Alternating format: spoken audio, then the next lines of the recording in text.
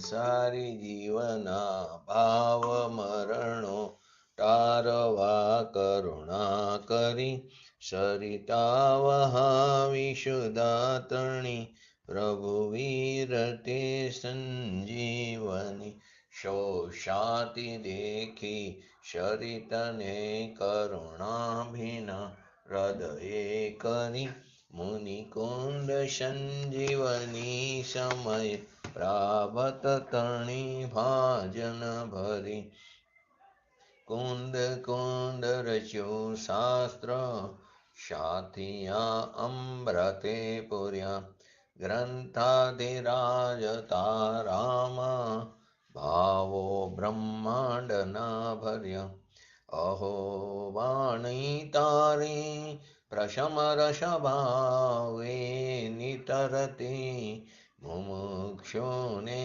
પાતી અમૃત રસ અંજલિ ભરી ભરી અનાદિની મૂર્છા વિશતણી ત્વરાતી ઉતરતી વિભાવેતી ટંબે સ્વરૂપ ભણી દોડે પરિણતિ તું છે નિશ્ચય ગ્રંથ ભંગ સગરા વ્યવહારના ભેદવા તું પ્રજ્ઞાશિણી જ્ઞાનને ઉદયની સંધિ સહુ છેદવા સાથી સાધકનો તુમ્હાનો જગનો સંદેશ મહાવીરનો વિષામો ભવક્લાંતના હૃદયનો તો પંથ મુક્તિ તણો શોણે તને રસની બાંધ શિથિલ થાય જાણે તને હૃદય જ્ઞાની તણા જણાય તું રુચતા જગતની રુચિ આરસે સો તું રીઝતા શકલ જ્ઞાયક દેવ રીઝે બનાવું પત્ર કુંદનના રત્નોના અક્ષરો લખી તથાપી કુંદ સૂત્રોના અહંકાએ મૂલ્ય ના કદી તથાપી કાનવાણીના અહંકાએ મૂલ્ય ના કદી નમો રેંકણં નમો સિદ્ધણં નમો અયરણં નમો ઓવજણં નમો લોયેશવ શ્રવણં ચત્તારી મંગલમ અરિહંતા મંગલમ સિદ્ધા મંગલમ શાહુ મંગલમ કેવલી પંતો ધમો મંગલમ ચત્તારી લોગોત્તમા અરિહંતા લોગોત્તમા સિદ્ધા લોગોત્તમા શાહુ લોગોત્તમા કેવલી પંતો ધમો લોગોત્તમા ચત્તારી શરણ પૂજામી અરિહંતે શરણ પૂજામી સિદ્ધે શરણ પૂજામી શાહુ શરણ પૂજામી કેવલી પંતો ધમો શરણ પૂજામી ઓમ નમો અરિહંતાણમ.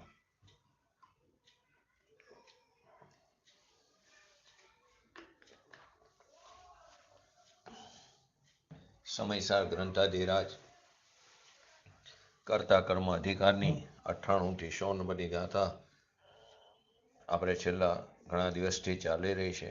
ખાસ કરીને આ ગાથાને ફરી ફરી એટલે લઈ રહ્યા છીએ કે આની અંદર 3 મોટા સિદ્ધાંતો, આમ જો તો 4 સિદ્ધાંતો ભરેલા છે. એ સિદ્ધાંતોને સમજવા માટે પૂજ્ય ગુરુદેવશ્રીના પ્રવચનના આધારે આપણે ગાથાને સમજી રહ્યા છીએ. તો પહેલા 3 ગાથાનું હરિગીત 98, 99 અને 100. જયંતિભાઈ.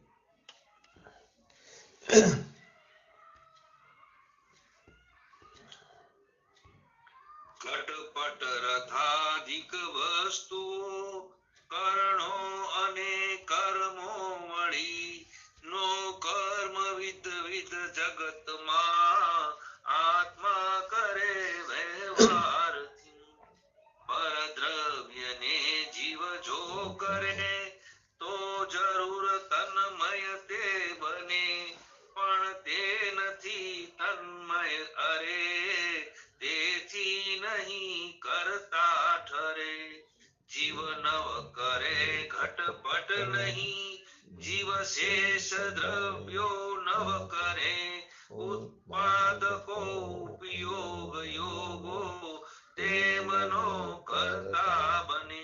કર્તા કર્મ અધિકાર 100 નંબરની ગાથા ત્રણેય ગાથામાં સિદ્ધાંતો ભરેલા છે. સર્વજ્ઞ ભગવાને કેવળ જ્ઞાનમાં 3 કાળ 3 લોક જોયા. એમાં અનંત પદાર્થ ભગવાને જોયા. એની અંદર અનંત આત્માઓ, અનંત પરમાણુ એટલે કે સ્કંધો જોયા, રજકણો જોયા. એમાં કયા દ્રવ્યની પર્યાયનો કોણ કરતા છે એ વાત ચાલી રહી છે. ઈશ્વર કરતા તો નથી. આ જગતની અંદર ઈશ્વર કઈ ચીજ નથી કે જે આ જગતની ચીજને કરે. જગતની અંદર 6 દ્રવ્યો ભગવાનના જ્ઞાનમાં જણાણા. અનંત આત્માઓ, અનંત પરમાણુઓ, અસંખ્ય કલાણો, એક ધર્માસ્થી અધર્માસ્થી આકાશ, જાતિ અપેક્ષાએ 6, સંખ્યા અપેક્ષાએ અનંત. તો કહે છે કે આત્મા પદ્રવ્યની અવસ્થાને કઈ રીતે કરી શકે, એટલે કે એની દશાને કઈ રીતે કરી શકે. તો આ વસ્તુ છે ને આત્મા, અને બીજા પદાર્થો પણ છે ને અનંતા. તો એમાં પરના કાર્ય આત્મા કરી શકે કે કેમ, અને કરી શકે તો કઈ રીતે કરી શકે, એના ખુલાસા આ ગાથામાં થઈ રહ્યા છે. તો કે ખરેખર કીલ શબ્દ મૂક્યો છે કે જે ઘટ આદિ થાય છે, એટલે કે ઘડો, વસ્ત્ર, મકાન આદિ, ગાડા, લાકડા, ફોટા આદિ જે જગતની પદાર્થની પર્યાય થાય છે એ ઘટ આદિ અને ક્રોધાદિ એટલે કે અંદર કર્મ, એટલે કે ક્રોધ કર્મની વાત ચાલે, દ્રવ્ય કર્મની, 8 કર્મની વાત ચાલે, જડ કર્મની. તો કે જડ કર્મની અવસ્થા અંદરમાં થાય છે, જડમાં થાય છે, અને બાયમાં ઘટપટ વસ્ત્ર આદિ થાય છે. તો કે એ પદ્રવ્ય સ્વરૂપ કર્મ એટલે કે કાર્ય. અહીં કર્મ એટલે કાર્ય, કર્મ એટલે કે પર્યાય, એટલે એનું કાર્ય, પર્યાય એટલે એને આ આત્મા. વ્યાપ્ય એટલે અવસ્થા અને વ્યાપક એટલે દ્રવ્ય. વ્યાપ્ય એટલે અવસ્થા અને વ્યાપક એટલે દ્રવ્ય. તો વ્યાપ્ય એટલે પરિણામ અને વ્યાપક એટલે પરિણામી પદાર્થ. એ રીતે તો કરતો નથી. ઘડાને, વસ્ત્રને, રોટલીને, દાળને, ભાતને, કપડાને, બંડલો જે વારે દુકાનોમાં, એ બધી જે ક્રિયા છે જડની છે, તેને આત્મા એ પરની અવસ્થાના પરિણામને, અને આત્મા પરિણામી એટલે કે પરની અવસ્થા વ્યાપ્ય એટલે કે કાર્ય એટલે કે દશા એટલે કે હાલત, અને આત્મા કર્તા એટલે કે વ્યાપક એટલે કે દશાવાન. એ રીતે તો કોઈ દી થઈ શકતું નથી. તો કે પરમેશ્વર દેવે, ત્રિલોકનાથ ભગવાને, કે જેના 1 સેકન્ડના અસંખ્ય ભાગમાં સર્વજ્ઞ પદ પ્રગટ્યું, એ અનાદિથી એ કેવરી છે. અનાદિથી સર્વજ્ઞ પરમેશ્વરની હાજરી કોઈ મનુષ્ય ક્ષેત્રમાં એની ગેરહાજરી હોય એવું બન્યું નથી. એની હાજરી હોય જ. ભલે અત્યારે ભરત અને ઐરાવતમાં નથી, પરંતુ વિદેહમાં તો છે ને, જ્યાં મનુષ્ય ક્ષેત્ર છે. એ ક્યારે એની ગેરહાજરી હોય એમ બન્યું નથી. અનંત કાળ પહેલા પણ સર્વજ્ઞ હતા, અને અત્યારે પણ મહાવિદ્ય ક્ષેત્રની અંદર સર્વજ્ઞ પરમાત્મા બિરાજમાન છે. ભવિષ્યમાં પણ સર્વજ્ઞ પરમેશ્વર થયા જ કરશે. સિદ્ધપણે પણ સર્વજ્ઞ જે છે એ તો અનંત છે.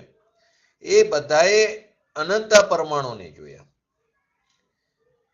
તો કે આપણે જે શરીર આદિ છે એ તો ઘણેખર તો અનંત રજકણોનો પિંડ છે, ઘણા પરમાણુનું દર છે. એ ઘટપટ આદિ બધો એટલે કે મકાન આદિ રજકણનો જથ્થો, એની અવસ્થાને આત્મા ખરેખર તેને વ્યાપે એટલે કે તેની અવસ્થાને, તેનું કાર્યને આત્મા કરતા એ રીતે કરી શકતો નથી, બની શકતું નથી. ધારો કે આપણો હોઠ હલે છે, તો જે હોઠ હલે છે એ હોઠની જે અવસ્થા છે એને આત્મા એટલે કે એ હોઠની અવસ્થા વ્યાપ્ય એટલે કે એનું કાર્ય અને આત્મા એનો કરતા 3 કાળમાં નથી. ઘટાદિની અંદર બધા બાહ્ય પદાર્થ લઈ લેવાના, નો કર્મ આદિની ચીજો, અને અંદરમાં જ્ઞાનાવણી આદિ 8 કર્મ જે છે, કર્મ પરમાણુની અવસ્થા છે જડની, તો એ તો જડની અવસ્થા છે કર્મની. અને આ બાહ્ય નો કર્મની બધી અવસ્થાઓ જે થાય છે એને આત્મા એ અવસ્થાને, પરિણામને, વ્યાપ્યને, કાર્યને એટલે કે દશાને આત્મા કરનારો એટલે કે કરતા પરિણામી અવસ્થા એમ ક્યારે બની શકતું નથી. કેમ કે જગતમાં જે પદાર્થ છે, આત્માઓ, અનંત અનંત પરમાણુ, તો અનંત એની અંદર અનંત ગુણ છે દરેકની અંદર. તો તેની કેમ કે સામાન્ય ગુણ પણ અનંતા છે ને વિશેષ ગુણ પણ અનંતા છે. તો તેની દરેક ક્ષણે તેની અવસ્થા આત્માની હોય કે રજકણની હોય અથવા તો કોઈ પણ કાલાણુ, ધર્માસ્તી, અધર્માસ્તી, આકાશકાર આદિ, તો પોતાને કારણે અવસ્થા રૂપી વ્યાપ્ય થઈ રહ્યું છે. એ અવસ્થાનું વ્યાપક તે દ્રવ્ય છે. જે અવસ્થા છે એ વ્યાપ્ય, એનું વ્યાપક કોણ? તે દ્રવ્ય છે. એ એનો કર્તા છે. વ્યાપક કહો કે કર્તા કહો, એની વર્તમાન અવસ્થા તેનું વ્યાપ્ય, એટલે કે એનું કર્મ, એટલે કે એનું કાર્ય, એટલે કે એની દશા, એટલે કે એની હાલત, એટલે કે એની પર્યાય. એ રીતે સંબંધ બતાવ્યો છે. આપણે ધારો કે આંગળીનું હલનચલન થાય છે, એ અવસ્થા એ વ્યાપ્ય છે. એનું વ્યાપ્ય એના રજકણો છે, પરમાણુ છે. એ રજકણ એ અવસ્થાનો કરતા છે. ભગવાન આત્મા એની અવસ્થાને જો કરે તો અવસ્થા પરિણામ અને આત્મા પરિણામી, એટલે કે કર્મ અને આત્મા કરતા બે એક થઈ જાય તો દ્રવ્યોની અનેકની ભિન્નતા રહેતી નથી. જૈન ધર્મમાં અવતાર લીધો, પણ આ વસ્તુ સાંભળી ન હોય, એમને વાડામાં જન્મે અને મૂઢપણે એમને ચાલ્યા જાય છે. ક્રિયાકાંડની અંદર સત્ય ધર્મ સાંભળવા મળતો નથી, સાંભળીને અમલમાં મૂકતા નથી. સાંભળ્યો હોય તો અમલમાં મૂકે ને. ક્યારે એનો છુટકારો થશે? આ મનુષ્ય પર્યાય ચાલી જશે. સાધિક 2000 સાગરોપમ માટે બહાર આવ્યા છે. ઉત્કૃષ્ટમાં ઉત્કૃષ્ટ, એટલું જ રહે જ એવું નથી, પણ સાધિકમાં સાધિક ઉત્કૃષ્ટ રીતે 2000 સાગરોપમ આવ્યા, એમાં કાર ચાલ્યો જશે. આવી મનુષ્ય પર્યાય ફરી મળવી દુષ્કર છે. કારણ કે જો એમ કરે એ પરિણામી, તે પરિણામને કરે, પરદ્રવ્યની પર્યાયને કરે, તો તન્મયપણાનો પ્રસંગ આવે. પહેલો સિદ્ધાંત. આત્મા પર વસ્તુની અવસ્થાને કરે, ઓઠની અવસ્થાને, ભાષાની અવસ્થાને, આંગળીના હલનચલનની અવસ્થાને જો આત્મા કરે તો એ અવસ્થાની સાથે આત્માનું એકરૂપપણું થઈ જાય. આત્મા એની અંદર ભરી જાય. જેની અવસ્થા આત્મા કરે એમ જો એની અવસ્થા આત્મા કરે તો આત્માને એમાં ભરવું પડે, પરંતુ એમ બનતું નથી. જીવ પરજીવની દયાના પરિણામ કરે, પણ પરજીવની દયા પારી શકે નહીં. 3 કારમાં પરિણામ તો પોતાનામાં થાય છે, પણ પરજીવની દયા ન પારી શકે. હજી ઘટપટમાં આવે ત્યાં સુધી વાંધો નહીં. બીજો જીવ અને બીજાનું શરીર અનંત રજકણોનો પિંડ છે, માટી છે, અને એનો જીવ બે સાથે એમ જોડે રહ્યા છે.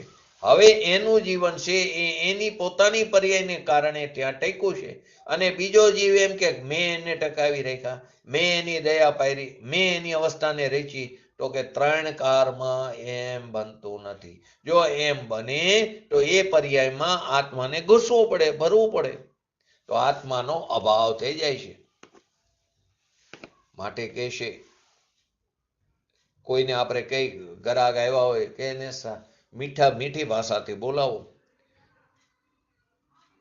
તો કે ભાષા તારી છે તો તું કરી શકે. એ તો ભાષા વર્ગણાનું કાર્ય છે. ભાષા તો જડની છે. એ અવાજ ઉઠે છે એ પરમાણુની પર્યાયનો અવાજ ઉઠે છે. આત્મામાં થોડા છે રજકણો જડના, ભાષાના. ભગવાન તો અરૂપી ભગવાન આત્મા છે. તો એ રજકણની અવસ્થા જે ધ્વનિ ઉઠી છે એ અવસ્થાનો કરતા જો આત્મા થાય તો આત્માને તેની અંદર ભરવું પડે.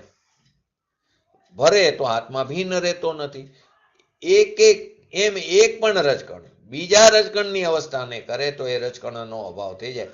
આત્માને રજકણ તો બરાબર, પણ એક રજકણ બીજા રજકણની પર્યાયને કરે તો એ રજકણનો અભાવ થઈ જાય. એને બીજી અવસ્થામાં ભરવું પડે. એ બની શકતું નથી. ધારો કે નોટ લો, અનંત રજકણોનો પિંડ છે. 1 રૂપિયો લો તો એ પણ અનંત રજકણનો પિંડ છે. એ રૂપિયાની અવસ્થા આપણે એમ કે મેં આને પૈસા આપ્યા, મેં મંદિરમાં દાન આપ્યું, મેં પૈસા આપ્યા, તો એ ક્રિયા જે થઈ એ તો રજકણે પોતે કરી છે. એ અવસ્થાને આત્મા કરે એમ માને તો આત્માનો નાશ થાય. આત્માને પરની અવસ્થામાં ભરવું પડે. એની જગ્યાએ આપણે શું કરી, મેં 1 લાખ રૂપિયા આપ્યા અને એમાં પણ નામ લખાવી 3-4 પેઢીના, નામ લખાવી એક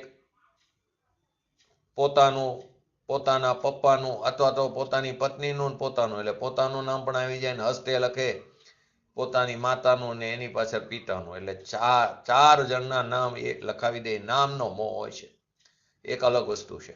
પરંતુ અહીં તો કે તું પૈસા દઈ જ શકતો નથી. હજી આ બધી વસ્તુ તો સ્થૂળ વાત છે. કારણ કે જો એમ કરે તો તન્મયપણાનો પ્રસંગ આવે. તો કે કેવળ જ્ઞાની પરમાત્માએ જે વાણી ફરમાવી છે કે એક આત્મા અથવા એક તત્વ બીજા તત્વની અવસ્થાને એના ભાવને એની પર્યાયને એના પરિણામને કરે તો તે પરિણામ અને આ પરિણામી કરનારો બે એક થઈ જાય, તન્મય તદ્રુપ તે ભાવરૂપ થઈ જાય. પરંતુ એમ કોઈ દિવસ બનતું નથી. માટે તે પરનો કરતા ત્રણ કારમાં છે નહીં. પરનો કરતા થાય અને તન્મય ન થાય એમ ન બને. કરતા થાય ને તન્મય ન થાય એવું કેવી રીતે બને? સોનાના દાગીના કરે પણ દાગીનામાં એકમેક ન થાય તો સાંભળ, એકમેક થયા વિના એ કરે ક્યાંથી? સોનાના રજકણો, એની પિંડ, એની અવસ્થા, એને કરનારો એ પરમાણુ છે. હથોડી નહીં, એરણ નહીં, હાથથી નહીં, સોનીથી નહીં. આ વિતરાગ માર્ગ છે. જગતને સમજવો અઘરો પડે એવો છે. કેમ કે જગત ઊંધાઈમાં પડેલું છે. માટે એને સત હાથ આવતો નથી. અને સમજ્યા વિના ધર્મ કરવા જાય તો એ ધર્મ નથી. ધર્મનું એને ભાન નથી. હજી એક વસ્તુ જ્ઞાનમાં અનંતા તત્વો કેમ છે, કઈ રીતે થયા, એનું તો એ જ્ઞાન કરતો નથી. એનું એને ભાન નથી તો એને ધર્મ કઈ રીતે થાય? ને એક બાજુ એમ કે 6 કાયની દયા પારવી. અહીં કે છે 6 કાયની દયા આત્મા 3 કારમાં કરી શકતો નથી. બીજી બાજુ ભાવલિંગી મુનિરાજ ઇરિયા સમિતિનું પાલન કરતા પણ દેખાય. પરંતુ એમના અભિપ્રાયમાં પડેલું છે એ સમયે બચવાનો છે એની પોતાની યોગ્યતાને એના આયુકર્મને આધે, નહીં કે મારે કારણે. અને આપણે મેં બચાવ્યું, હું જોઈને ચાલ્યો એટલે મેં જીવ દયા પારી. શાસ્ત્રમાં કથન છે, બધા નિમિત્તના કથન છે. કોણ કરી શકે? જીવ વસ્તુ છે કે નહીં? પદાર્થ છે કે નહીં? શરીર એક વસ્તુ છે કે નહીં? તો એનું રહેવું, ટકવું, બદલવું એ એને આધીન છે. બીજો કે હું એને બચાવી શકું, હું એની દયા પારી શકું, એ માનનારનો આત્માને એમાં ભરવું પડે. આત્મા તન્મય થઈ જાય તો થાય શક્ય. પરંતુ એ તન્મય થઈ જાય તો પોતાનો નાશ થઈને મોટો દોષ આવે છે. માટે તે કરી શકતો નથી. માટે કે દયા પારવી, કંદમૂળ ન ખાવા, ચોવિયાર કરવો, બધા નિમિત્તના કથનો છે. તને વિતરાગે કહેલા તત્વની ખબર નથી. તું રોટલા ખાઈ પણ શકતો નથી. રોટલા છે જળ પદાર્થ છે. જળ પદાર્થ આત્મા કેવી રીતે ખાઈ શકે? વસ્તુ વિજ્ઞાન સારમાં ઘણા બધા એક્ઝામ્પલો આપ્યા છે. એની અવસ્થા આત્મા થોડો કરી શકે છે.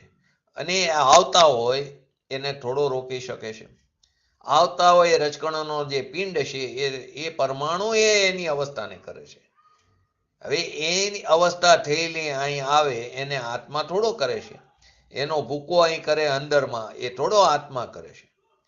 એ તો નથી કરતો, પણ દાંતથી પણ એ ભૂકો થતો નથી. રોટલીના કટકા દાંત પણ કરતું નથી. કેમ કે દાંતના રજકણો જુદા છે, રોટલીના રજકણો જુદા છે. જુદા રજકણની અવસ્થા એ એનાથી થાય.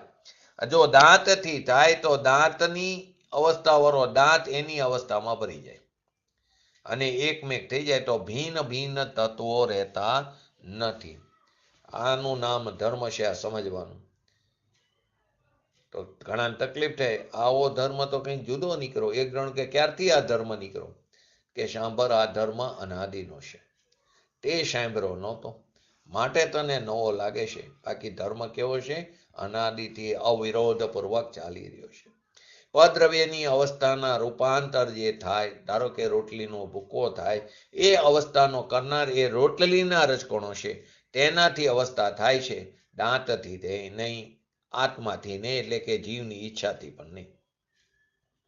આત્મા જાણે છે કે આ કટકા થાય, એનું જ્ઞાન કર્યું. પણ એને જ્ઞાન કર્યું માટે નહીં.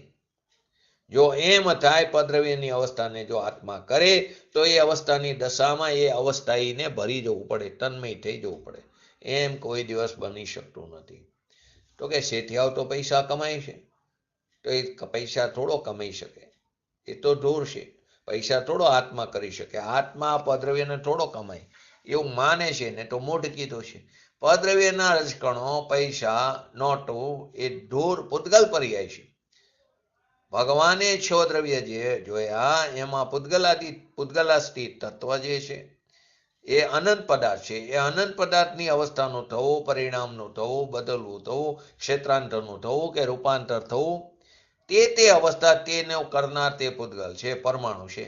બીજો એમ કે મારાથી થાય તો તે પર્યાયમાં તેને ઘૂસવું પડે, તેની અંદર તન્મય થવું પડે, તો તે આત્માનો નાશ થઈ જાય છે. એમ કોઈ દિવસ બનતું નથી.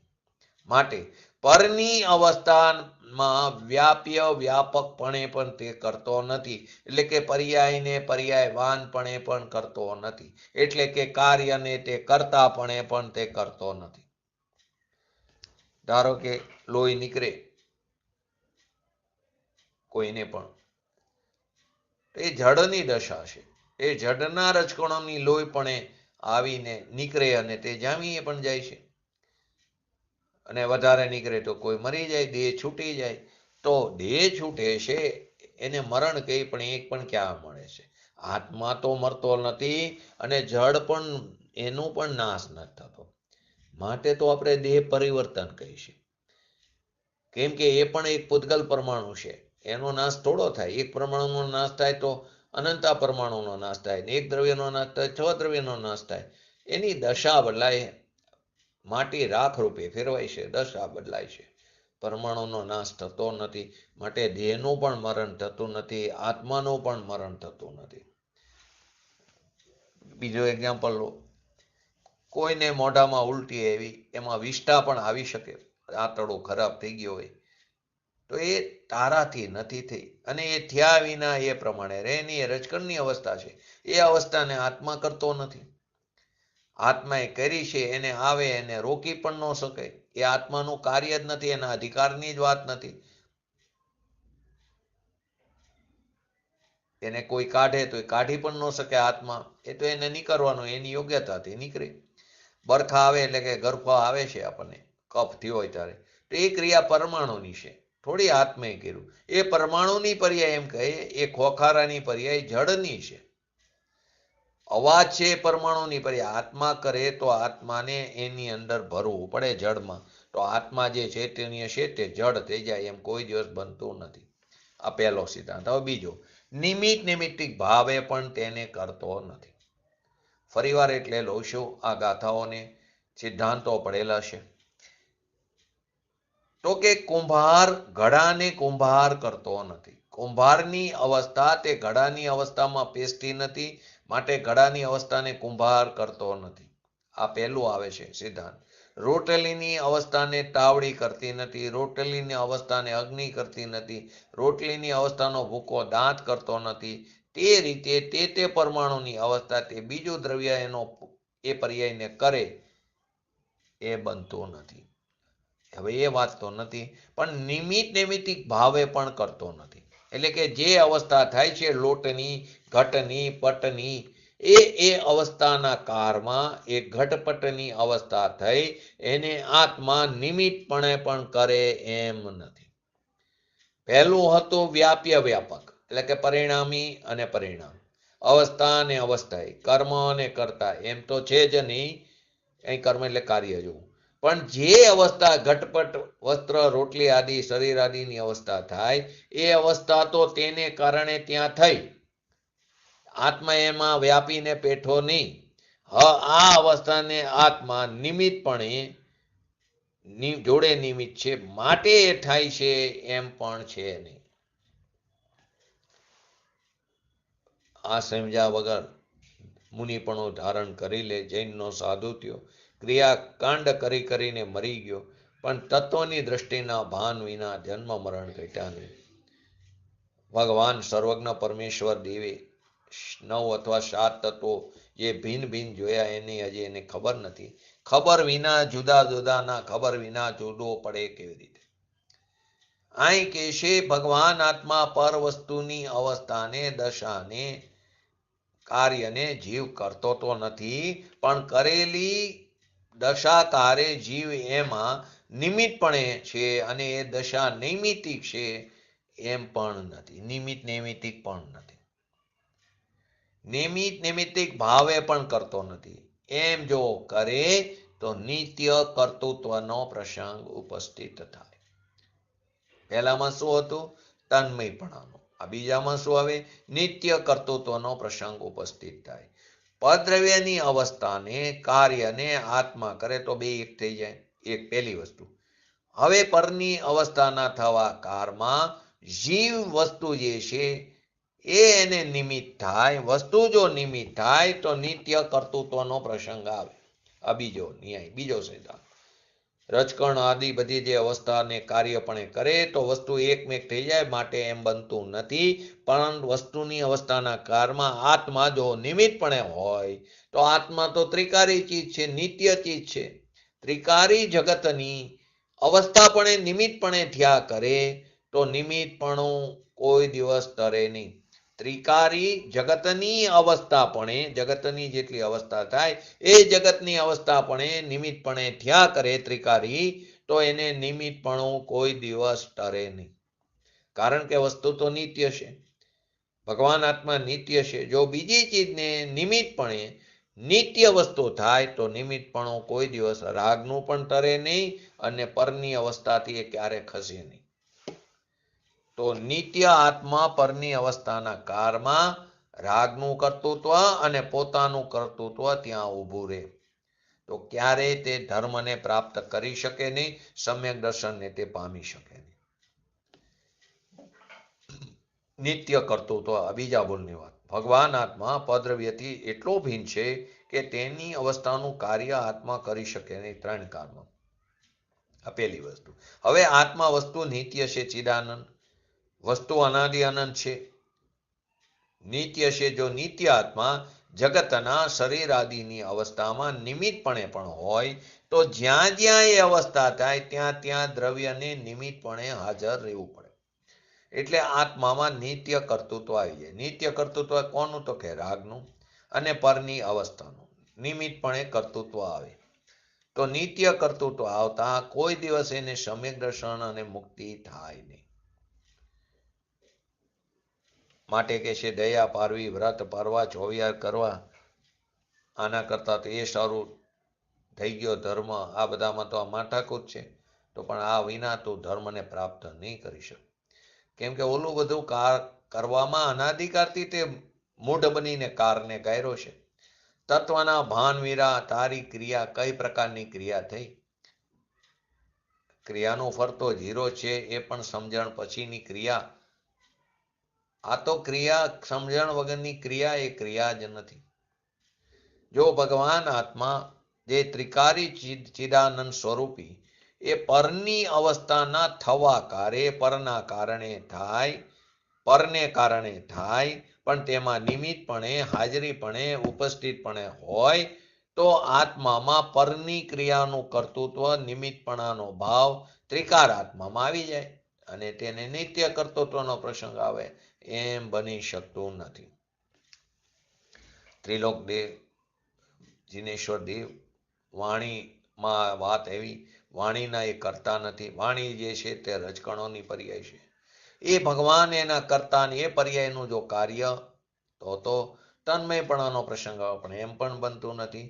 પણ વાણીની પર્યાયકારે આત્મા નિમિત્તપણે પણ જો હોય તો જ્યાં જ્યાં વાણી થાય, જ્યાં જ્યાં નિગોદના શરીર થાય, જ્યાં જ્યાં બાહ્યના પૂતગલોનું એકઠાપણું, સંયોગોનું એકઠાપણું થાય, જ્યાં જ્યાં ઔદારિકપણું, તેજસપણું, કારમણપણું થાય, ત્યાં ત્યાં આત્માને નિમિત્તપણે ત્યાં પરલક્ષીપણે રહેવું પડે,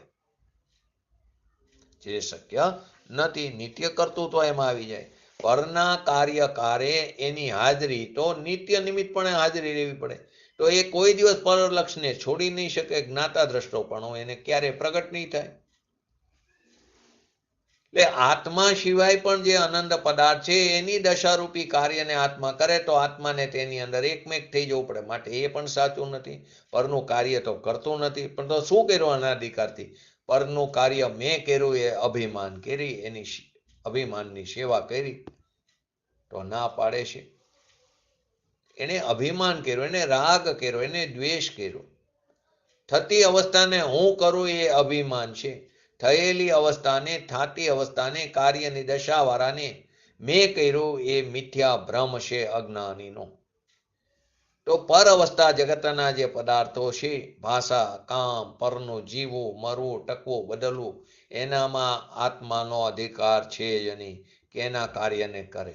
પણ એ કાર્યકારે, એ ઘટના કાર્યકારે, એ પટ્ટના કાર્યકારે, એ રોટલીના કાર્યકારે, એ ગાડા બનવાના કાર્યકારે જીવ જો એમાં નિમિત્તપણે હોય, એને હોય તો જીવનું ત્રિકારી નિમિત્તપણું તેમાં કર્તૃત્વમાં નિમિત્તપણે આવી જાય, નિત્ય કર્તૃત્વપણું આવી જાય. જ્યાં જ્યાં શરીર આદિ હોય, જ્યાં જ્યાં રોટલી આદિ હોય, ત્યાં ત્યાં એને નિમિત્તપણે હાજર રહેવું પડે. જો દ્રવ્યનું કર્તૃત્વ નિમિત્તપણે નિત્ય હોય તો, હવે એ તો છે નહીં નિત્ય નિમિત્તપણું, એટલે નિમિત્ત નૈમિત્તિક ભાવે પણ તેને કરતો નથી.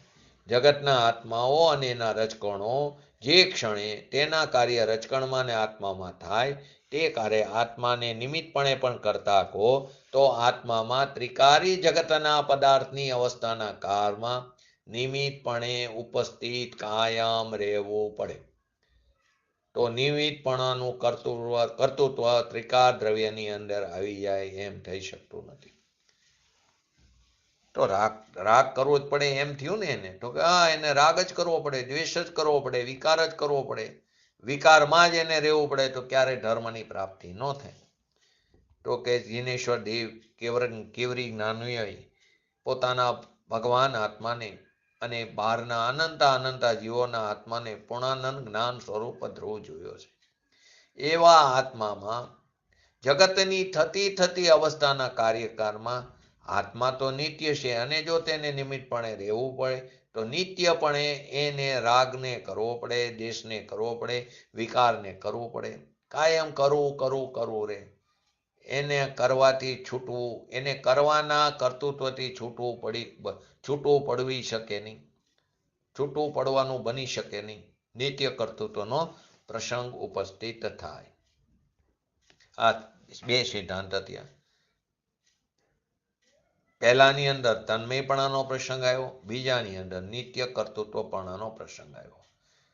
જે લાકડી છે, પૂજ્ય ગુરુદેવ શ્રી કે લાકડી ઊંચી નીચી થાય તો એ લાકડીના ઊંચા નીચાનું કાર્ય જો આત્મા કરે તો આત્માને એમાં ઘૂસવું પડે તો આત્માનો નાશ થઈ જાય. એક વાત. હવે જો એ લાકડી ઊંચી નીચી થાય, એ આત્માને નિમિત્તપણે ત્યાં રહેવું પડે તો આત્મા સદાય પરલક્ષી રાગ ન કરતા રહ્યા કરે, એને સ્વલક્ષણનું ટાણું આવે નહીં. માટે કે છે જગતના અનંતા પદાર્થો તેના વર્તમાન કાળે તેની દશારૂપી કાર્ય તેનું થાય, એનો આત્મા જો કરતા થાય એ કાર્યનો તો બે એક થઈ જાય. એ વાત બનતી નથી. માટે પરનો કરતા નથી એ રીતે. હવે બીજી આત્મા થતી અવસ્થાના કારે, જગતના પદાર્થની શરીરની અવસ્થા આદિના કારે નિમિત્તપણે પણ જો હોય તો આત્મામાં પરલક્ષી રાગનું કર્તૃત્વ ત્રિકાર દ્રવ્યમાં થઈ જાય તો કોઈ દિવસ રાગથી, દ્વેષથી, એ વિકારથી છૂટો પડી શકે નહીં. પરલક્ષથી છૂટીને જ્ઞાયકપણું એમાં આવી શકે નહીં.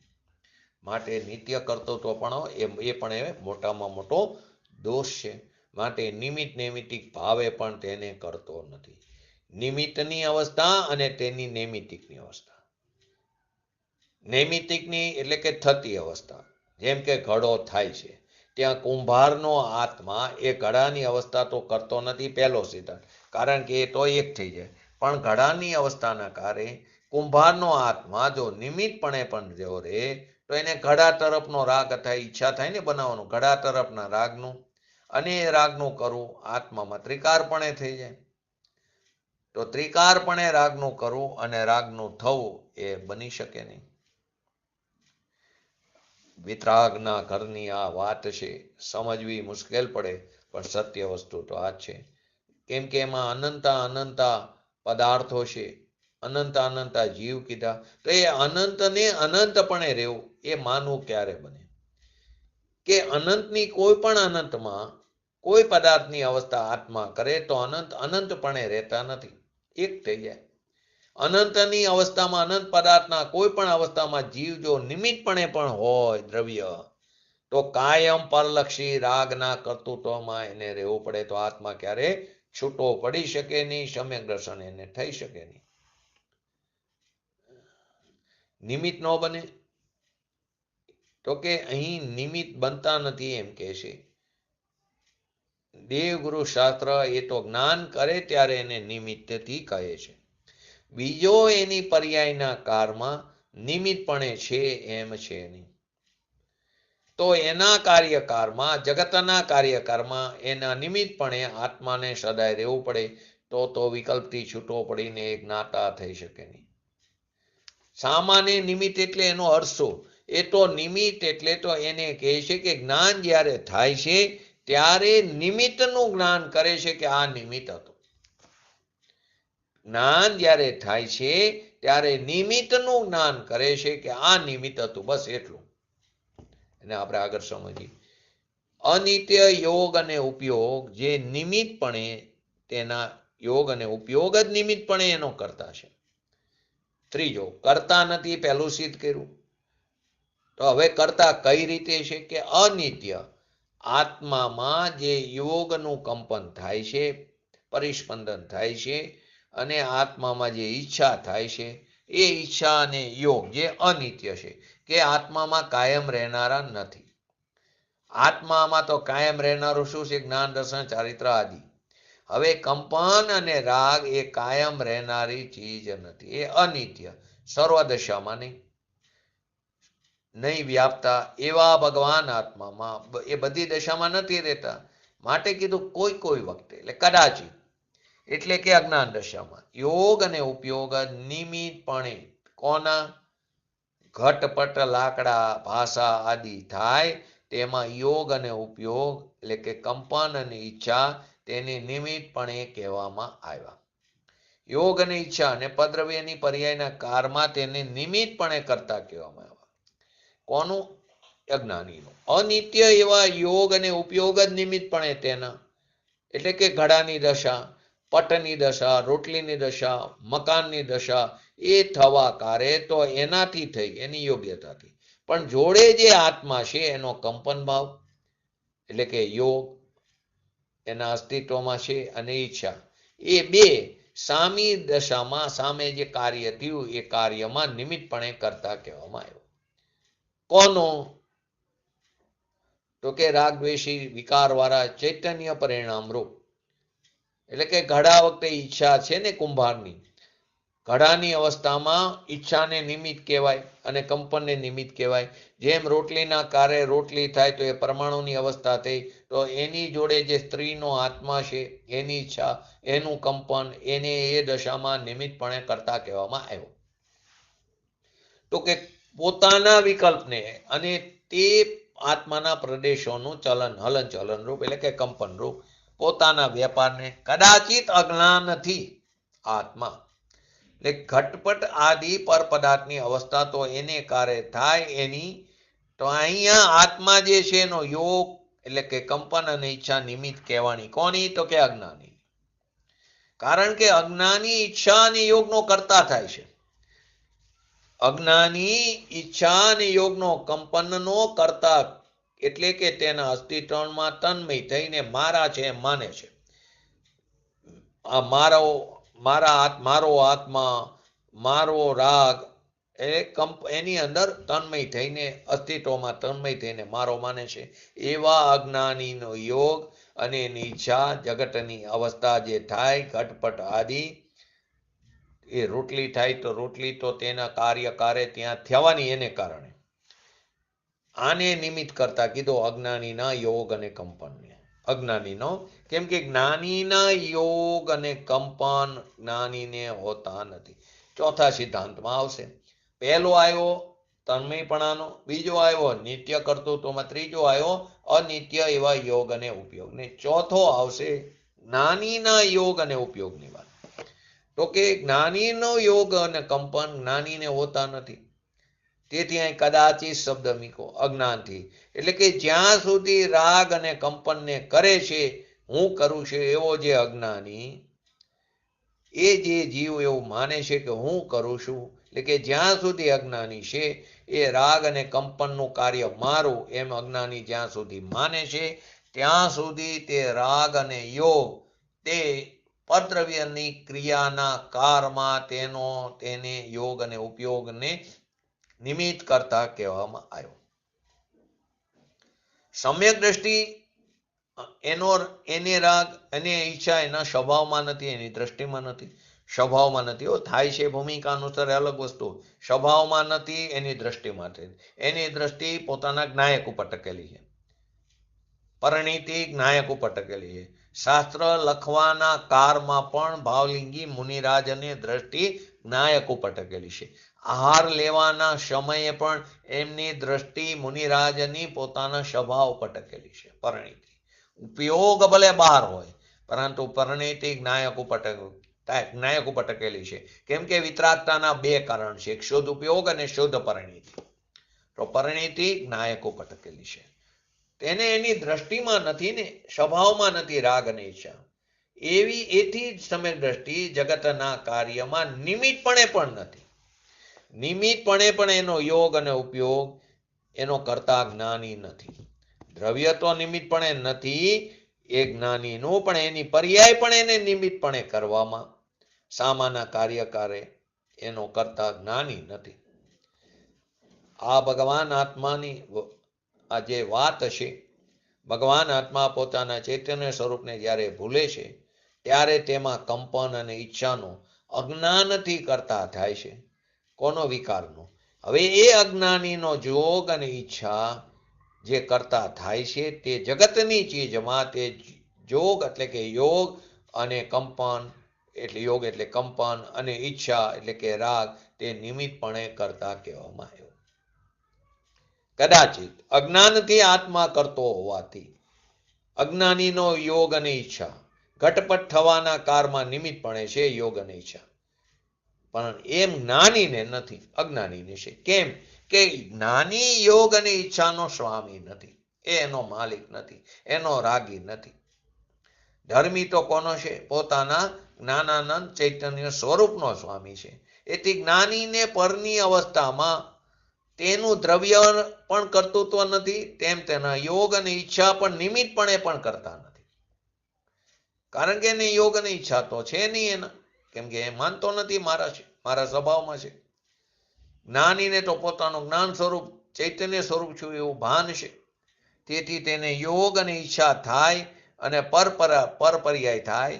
માટે તે જ્ઞાનીને યોગ અને ઈચ્છા થાય અને સામે પરપર્યાય થાય, ત્યાં જ્ઞાનમાં એ નિમિત્ત થાય. જ્ઞાનમાં એ પરપર્યાય થઈ એ અને એનો જોગ અને રાગ એ નિમિત્ત થાય છે,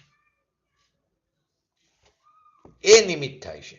ત્રણ સિદ્ધાંત આવ્યા. પહેલા તો પરદ્રવ્યની અનંત અવસ્થાના કારમાં તેના કારે તે અવસ્થાને આત્મા કરે તો તેમાં એકમેક થઈ જાય. એ અવસ્થામાં જો આત્માના દ્રવ્યનું નિમિત્તપણું રહે તો સદા રાગના કર્તૃત્વમાં જીવશે એમ થઈ જાય. ત્રીજું, યોગ અને ઈચ્છા જ્યાં જ્યાં સુધી અજ્ઞાની પોતાના માને છે ત્યાં સુધી અજ્ઞાનીના યોગ અને ઈચ્છા પરદ્રવ્યની ઘટપટની અવસ્થા, એ અવસ્થા તો એના કારે થઈ, એ કાર્યકારે અજ્ઞાનીના યોગ અને ઈચ્છા જે પર્યાય ઘટપટ રોટલી આદિની થઈ, એને આ અજ્ઞાનીના યોગ અને ઈચ્છાની પર્યાય, યોગ અને ઈચ્છાની પર્યાય તેને નિમિત્ત કહેવામાં આવ્યું. આમ નિમિત્ત નિમિત્તિક સંબંધ લાગુ પડે છે. જ્ઞાનીને નિમિત્ત સંબંધ લાગુ પડતો, એ નિમિત્ત સંબંધ લાગુ પડતો નથી. સમ્યક દ્રષ્ટિ જીવ છે એ રાગ અને કંપનથી મારી ચીજ ભિન્ન છે એવું ધર્મીને ભાન હોવાથી એના જ્ઞાનમાં સ્વપ્રકાશક પરપ્રકાશક જે જ્ઞાન પ્રગટે છે, સ્વપ્રકાશક અને પરપ્રકાશક જે જ્ઞાન પ્રગટે છે, એમાં યોગ અને ઈચ્છા જ્ઞાનમાં નિમિત્ત થઈ. એમાં યોગ અને ઈચ્છા એમાં જ્ઞાનમાં નિમિત્ત થઈ અને જે અવસ્થા થઈ પદ્રવ્યની એ જ્ઞાનમાં નિમિત્ત થયું. જ્ઞાનમાં જાણે છે કે આમ થયું. જ્ઞાનીની વાત છે. આચાર્ય ભગવાન કહે છે કે તું તો જ્ઞાનનો ગાંગડો છું, ચૈતન્ય સૂર્ય છું.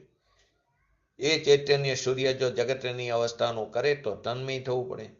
ચૈતન્ય સૂર્ય ભીન રહેતો નથી. ભગવાન આત્મા વસ્તુ તરીકે ચૈતન્ય નિત્ય છે. તે અવસ્થાના કરે તે અવસ્થા થાય શરીર આદિની. જો આત્મા દ્રવ્ય તરીકે નિમિત્ત હોય તો ત્રિકાર રૂપ એના નિમિત્તપણે રાગનું કર્તૃત્વ એને રિયાઝ કરે તો ક્યારેય વિકાર ટરી શકે નહીં. માટે એ હોઈ શકે નહીં. વિકાર ત્રિકારી ક્યારે હોઈ શકે નહીં. ત્યારે ત્રીજું, અજ્ઞાનીના જે કંપન અને રાગ જે થાય છે એને પોતાની સાથે અજ્ઞાની તન્મય માને છે.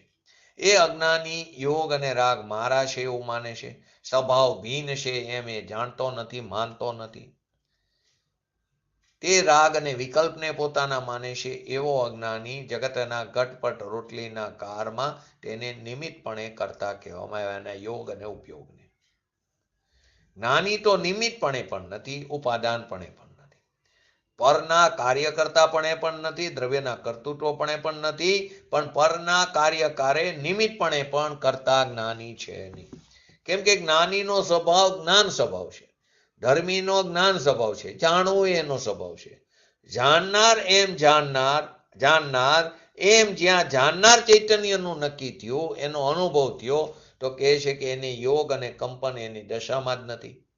એની દશામાં જ નથી એટલે કે એના સ્વભાવમાં જ નથી. એનો એ જાણનાર છે. અને તેથી પરની અવસ્થામાં જે યોગ અને નિમિત્ત અજ્ઞાનીના હતા તે એને ન રહ્યા. એ તો પરની અવસ્થાના યોગ અને પરની અવસ્થાનું એના યોગ અને પોતાનો યોગ અને કંપન બેનું જ્ઞાન કરે છે. પરની અવસ્થાનું પણ જ્ઞાન કરે છે. પરપ્રકાશક એના યોગ અને કંપનનું પણ જ્ઞાન કરે છે. અને અજ્ઞાની યોગ અને કંપનને પોતાનામાં તન્મય માને, યોગ અને રાગને પોતામાં તન્મય માને છે. માટે તેનો યોગ અને રાગની પર્યાય ઘટપટ આદિ થાય તેને નિમિત્તપણે કરતા થાય છે. આમાં પદ્રવ્યની ભિન્નતા સિદ્ધ કરે છે. તું ભિન્ન છું એટલે કે તું ભિન્ન છું એમ સિદ્ધ કરે છે. પદ્રવ્યની અવસ્થાના કારમાં તારે સદાય રહેવું પડે એવું તો દ્રવ્ય હોઈ શકે નહીં. માટે એમ કે દ્રવ્ય એવું ન હોય કે બધાના કાર્યમાં દ્રવ્યને રહેવું પડે. ત્રીજું કીધું, પદ્રવ્યની અનંતી અવસ્થાના કારમાં નિમિત્તપણે જે હોય તે યોગ અને કંપન ઈચ્છા હોય. હવે તે યોગ અને ઈચ્છા જેણે પોતાની માયની હોય, અજ્ઞાની યોગ અને ઈચ્છા, એવા અજ્ઞાનીના યોગ અને ઈચ્છા પરની પર્યાયમાં નિમિત્તપણે કહેવામાં આવ્યા. હવે ચોથો બોલ. ચોથા બોલની અંદર જ્ઞાની યોગ અને રાગને પોતાનો સ્વીકારતો નથી. છે એને ભૂમિકા અનુસાર.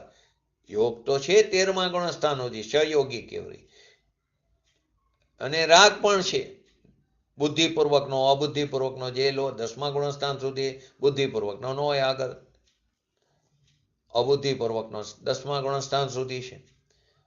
તો એ જ્ઞાની યોગ અને રાગનો પોતાનો સ્વીકાર નથી. કેમ કે એને ભેદ જ્ઞાન સહજપણે વર્તી રહ્યું છે કે આ રાગ અને યોગ આદિ જે છે તે મારી જાત નથી. હું ચૈતન્ય જાત છું. આ અજાત છે, એ મારો સ્વભાવ નથી. એને પોતાનો સ્વીકારતો નથી. હું તો કેવો છું? જ્ઞાન સ્વરૂપ છું. ક્યારથી? કે 4થે ગુણસ્થાનથી સમ્યક દ્રષ્ટિ. હું સ્વપર પ્રકાશક જ્ઞાન સ્વરૂપ ચૈતન્ય છું. એવું સમ્યક ભાન હોવાથી એને કંપન અને રાગ થાય, પરંતુ એનો સ્વામી નથી. તેથી તે તેના ઘરમાં એ નથી. તેથી કંપન અને ઈચ્છા એનું એને અહીંયા જ્ઞાન થાય, એનો જાણનાર રહેશે. અને તેથી પરદ્રવ્યની પર્યાયનું પણ એને જ્ઞાન થાય. સ્વને પણ જાણે છે અને પર એમાં જણાઈ જાય છે.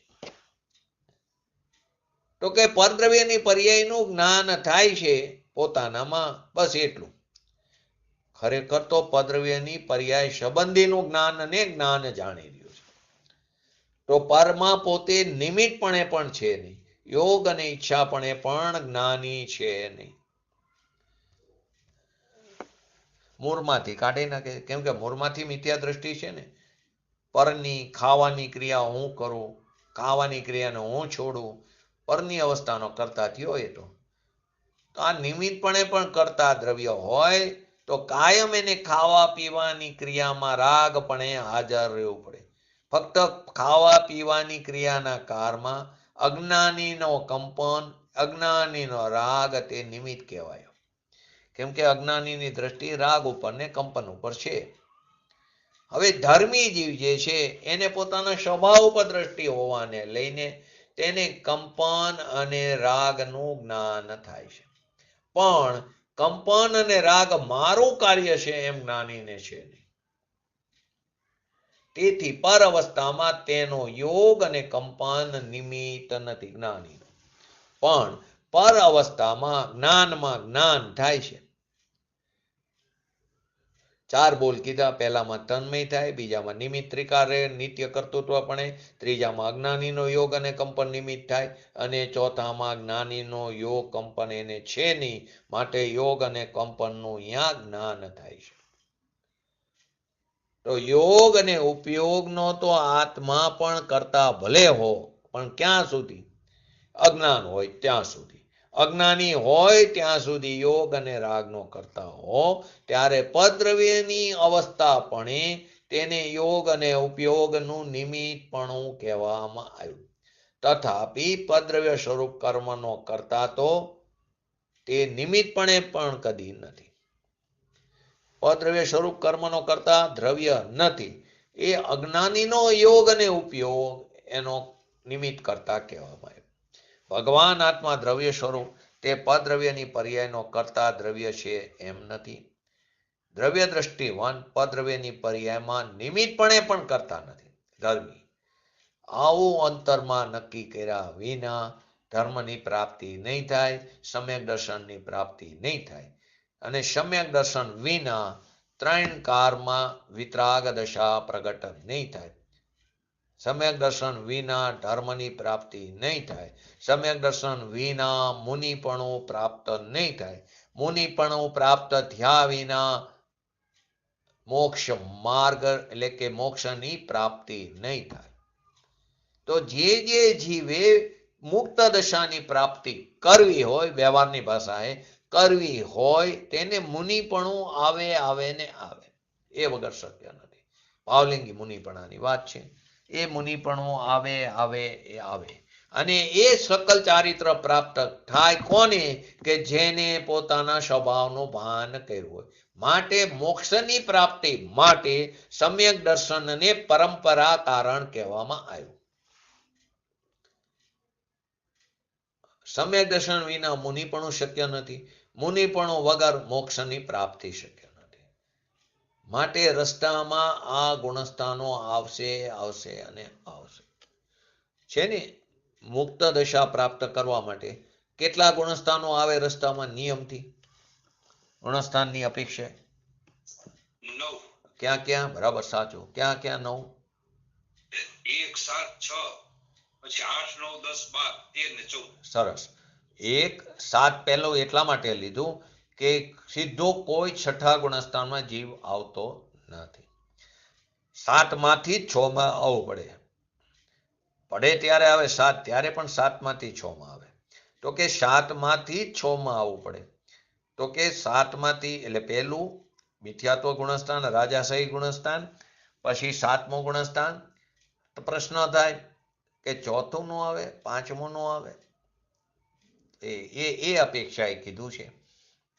અપેક્ષા સમજવી કે જીવે મિથ્યા દ્રષ્ટિ દ્રવ્યલિંગી મુનિપણું પ્રાપ્ત કર્યું યથા યોગ્ય, જેમ છે તેવું યથા યોગ્ય 28 મૂળગુણોનું યથા યોગ્ય પાલન, 5 મહાવ્રતોનું, 5 સમિતિનું, 3 ગુપ્તિનું યથા યોગ્ય પાલન કર્યું, અને 12થી નગ્ન દિગંબર પણ.